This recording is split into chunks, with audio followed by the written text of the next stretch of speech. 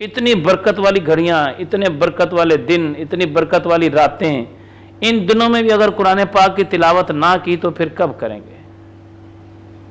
ایک بات کو یاد رکھیں، ایک جگہ پر یوں آتا ہے کہ جو قرآن پاک کو پڑھ کے بھول جائے گا، قیامت والے دن اللہ رب العزت اس کو اندھوں میں اٹھائے گا۔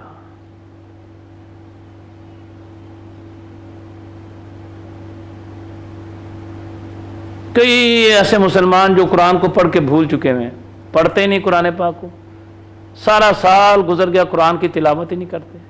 حالانکہ قرآن پاک مسلمانوں کے لیے مکمل رہنمائی دیتا ہے، پوری رہنمائی دیتا ہے قرآن۔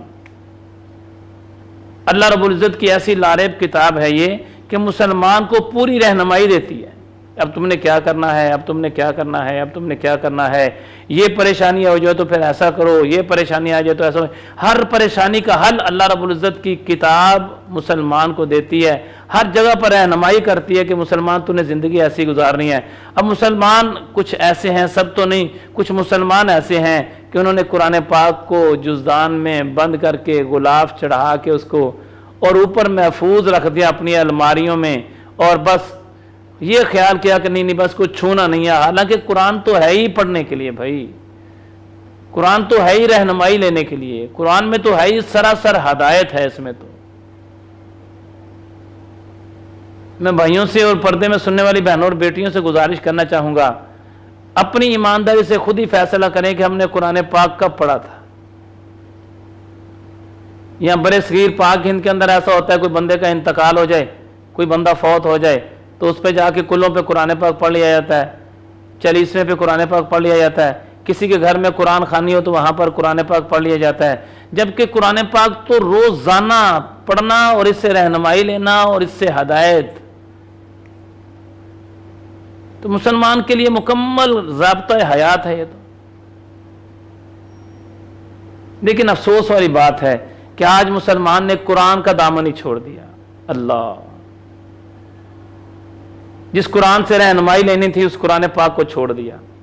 قرآن پاک پڑھتے نہیں، قرآن پاک پڑھ کے بھول چکے ہوئے ہیں۔ اللہ، عرصہ گزر گیا کبھی قرآن کی تلاوت نہیں کی، عرصہ گزر گیا کبھی قرآن پاک کھول کے پڑھا نہیں ہے، کبھی قرآن پاک سے رہنمائی لی نہیں ہے۔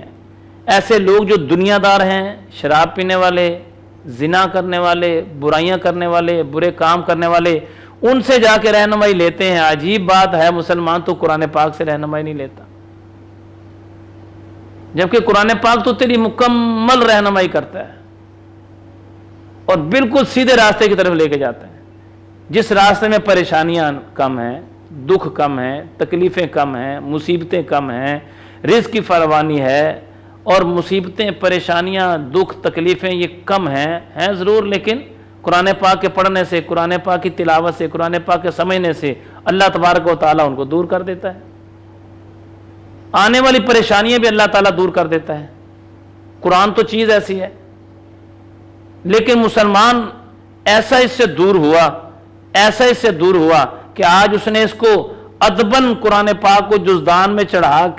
چڑھا کے اوپر رکھ دیا جاتا ہے الماری میں، اس کو چھوا نہیں جاتا، حالانکہ قرآن پاک تو روزانہ بلا ناغہ پڑھا جائے، بلا ناغہ اس سے رہنمائی لی جائے، بلا ناغہ قرآن پاک کو سمجھا جائے، اپنے بچوں کو سمجھایا جائے، اپنی اولادوں کو سمجھایا جائے۔ قرآن پاک تو چیز ہی ایسی ہے، کتاب ہی ایسی ہے قرآن پاک تو، کہ اس کے پڑھنے سے، اس کے قرآن پاک کے سننے سے، اللہ تبارک و تعالیٰ کے کرم سے بندے کے دل کے اندر اللہ تعالیٰ کی اور نبی پاک علیہ السلام کی،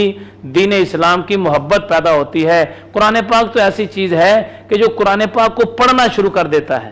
قرآن کو سننا شروع کر دیتا ہے، اللہ تعالیٰ اس پہ کرم نوازی شروع کر دیتا ہے۔ آپ نے سنا نہیں ہوگا کہ واضح طور پر بیان کیا گیا ہے کہ تم میں سے بہتر وہ ہے جو قرآن پاک کو پڑھتا اور قرآن پاک کو پڑھاتا ہے۔